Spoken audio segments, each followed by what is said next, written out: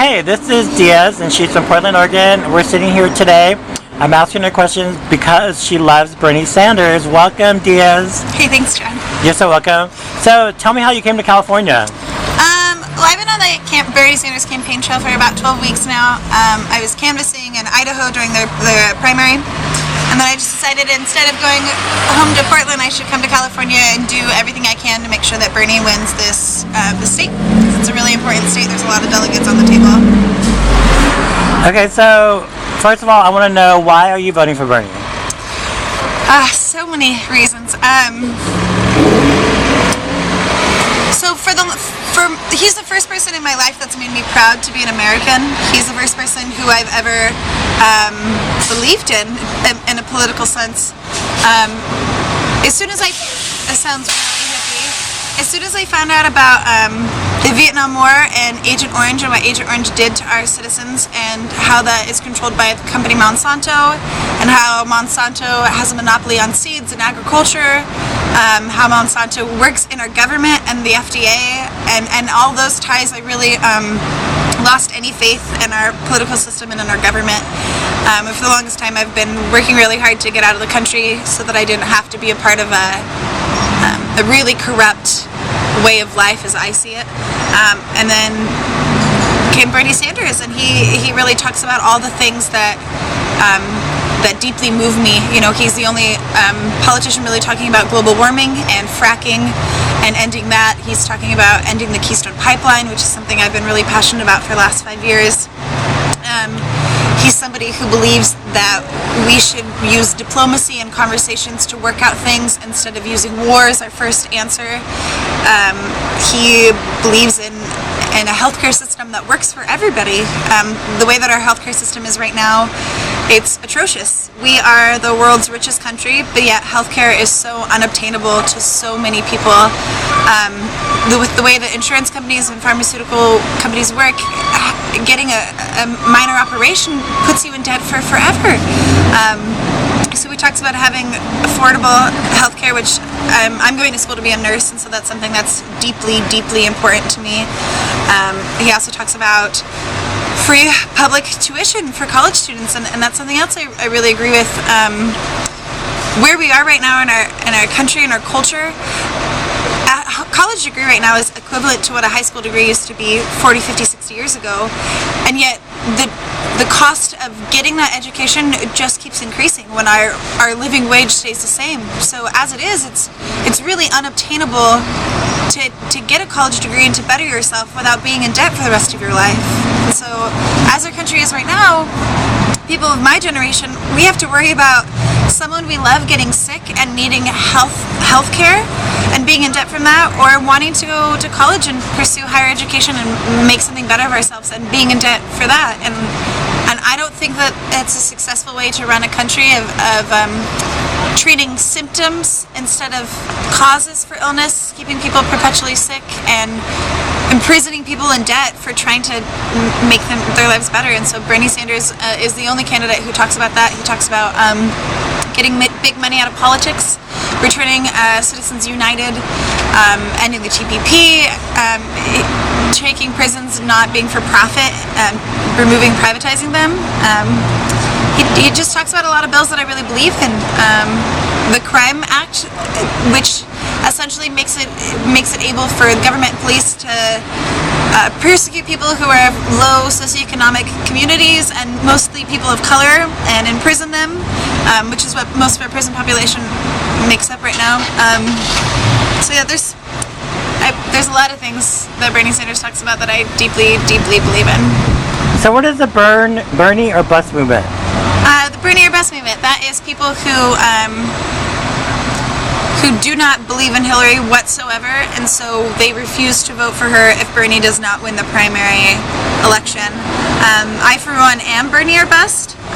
Like I was saying earlier, I believe politics and the government is a game that doesn't include me. I don't think that it's for me. I think it's for corporations and big money, and I don't think it, after, you know, the Monsanto spiel, I don't think it's something that like looks after me at all, and so I would never vote for the status quo that I don't agree in.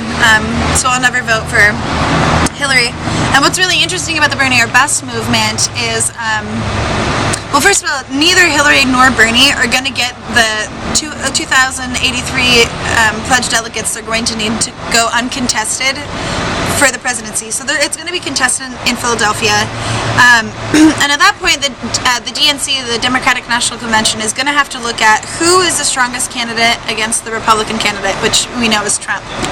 So Hillary doesn't poll very well at all against Trump. In all the polls, she's between 2 and 6% ahead of him, which is not very high margins at all. Bernie Sanders polls 21% against Trump at the polls. So Bernie would beat Trump by a landslide victory. So the DNC is going to also have to look at this huge Bernie or Bust movement. There's about 30 to 40% of Bernie Sanders believers who refuse to vote for Hillary Clinton. And on top of that, there's a wide margin of independents who refuse to vote for Hillary Clinton. So when it comes time of the National Convention, the Democratic National Convention is going to have to look at, can Hillary Clinton beat Donald Trump in the general with all of this Bernie or Bust support saying that they will not vote for her? And I personally don't believe that she can beat Trump in the primary, so I think that the DNC is going to really have to look at that and hopefully make Bernie our Democratic nominee. So what are you doing to help the people or teach the people about grassroots?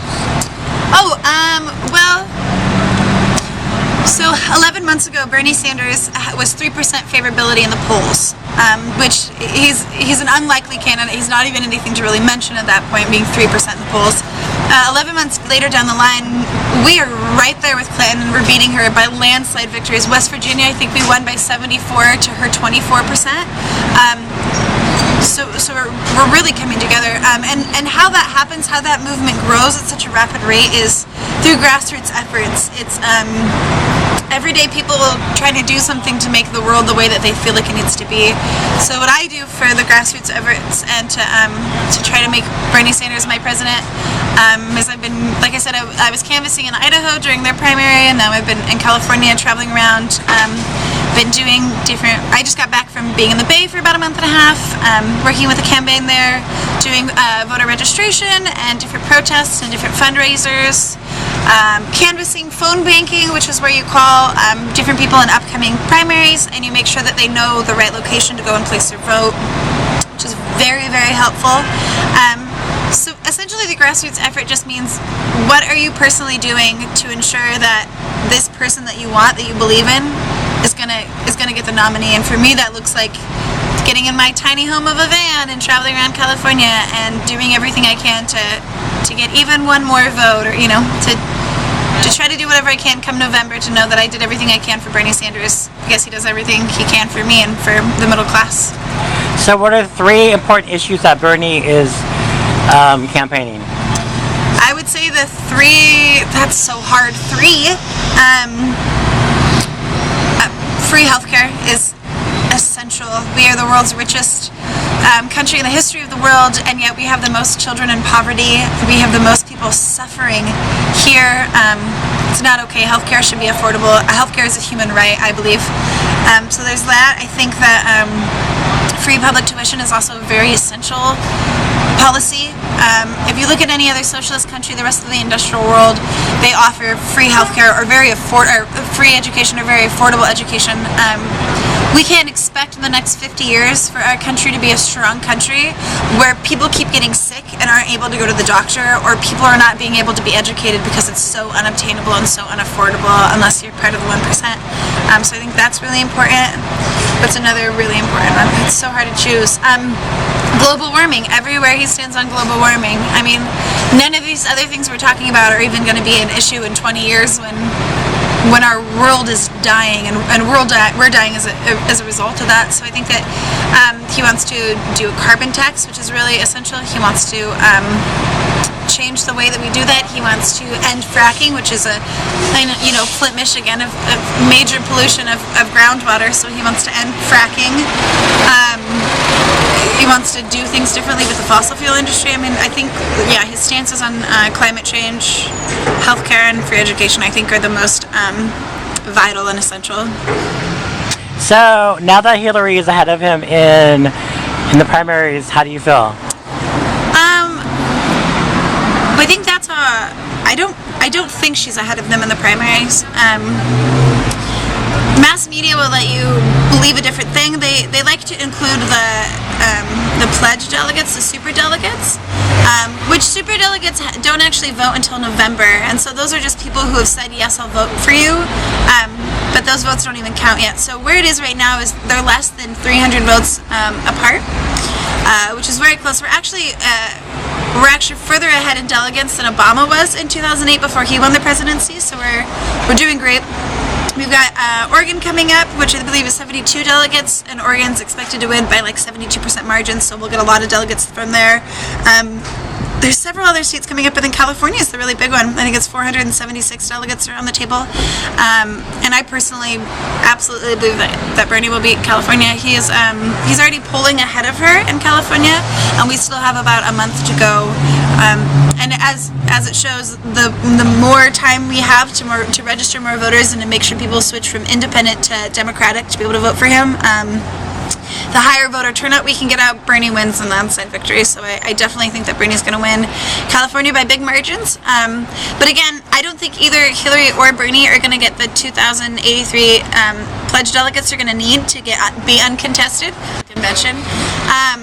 So at that point, again, the DNC is going to have to look at who's got the best chance to beat Trump in the general election, and all the polls show that Bernie Sanders wins by exceptionally high margins against Trump, where Hillary Clinton does not defeat him or defeats him by very small margins. And then again, we talk about Bernie investment there too. Okay, so what do you, as a Bernie campaigner and a lover, what do you need to say to other people who are undecisive about voting? Who are undecisive? I think that the most important thing to do is to go to BernieSanders.com and check out his stances on the issues. I think it's also really important to ask yourself, what are your moral issues right now with our government? Where do you think this country needs to go, and who proves that they do that? I mean, a big reason why I'll never vote for Hillary is I believe that her stances flip-flop a lot. You could look through history, and she changes her opinion and her mind to whatever is the favorable vote or stance at the time, and then she does the exact opposite thing when she's elected Secretary of State. And you can watch videos over 40 years of Bernie Sanders saying the same exact stuff, fighting for the middle class, fighting for equal rights. I think that what I want in a president is somebody who has integrity and morals and is honest and knows how to do the right thing. And I don't think Hillary Clinton is that at all. So I think it's important to look at those things and check out BernieSanders.com and see where he is on all of his issues. All right. Thank you so much, Diaz. Thanks. Bye.